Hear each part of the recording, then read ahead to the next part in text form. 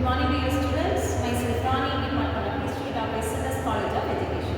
Today we are going to see about Flanders system of interaction analysis. அதாவது Flanders வந்து கற்பித்தல் முறையை பற்றி என்ன சொல்றாரு, ஆசிரியருக்கும் மாணவனுக்கும் புரிந்து கொள்ளுதல் நடவடிக்கை எப்படி நடைபெறுது அப்படின்றத நம்ம இந்த கிளாஸ்ல பார்க்கலாம். ஓகேவாடா? அதுல ஃபர்ஸ்ட் டாபிக் பார்த்தீங்கன்னா டீச்சர் டாக், ஆசிரியர் முறை. ஃபர்ஸ்ட் எடுத்தோடனே டீச்சர் தான் பேசுவாங்க இல்லையா?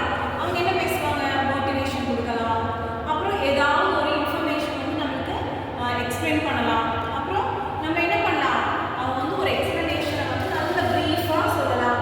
அப்புறம் கொஸ்டின்ஸ் கேட்கலாம், அப்ரிஷியேட் பண்ணலாம். ரீஇன்ஃபோர்ஸ்மெண்ட்டை தான் நம்ம அப்ரிசியேஷன் சொல்கிறோம்.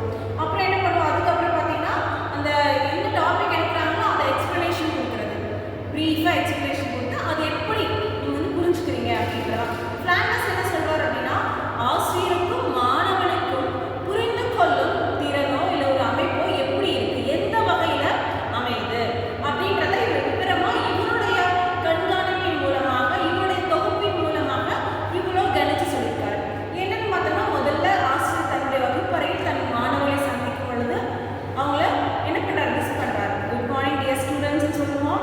அவங்க நீங்களும் ரிப்பீட் பண்ணி குட் மார்னிங் மேம் சொல்லுவீங்க. ஏதாவது ஒரு ஸ்டூடெண்ட்ஸ் நம்ம ஒரு ரிலேஷன்ஷிப் வந்து இந்த இடத்துல ஊக்குவிக்கப்படுது. நெக்ஸ்ட் என்ன பண்றோம், ஓகே நீங்க சாப்பிட்டீங்களா? ஏற்கனவே நம்ம ஸ்கில்ஸ் பார்த்துருக்கோம்.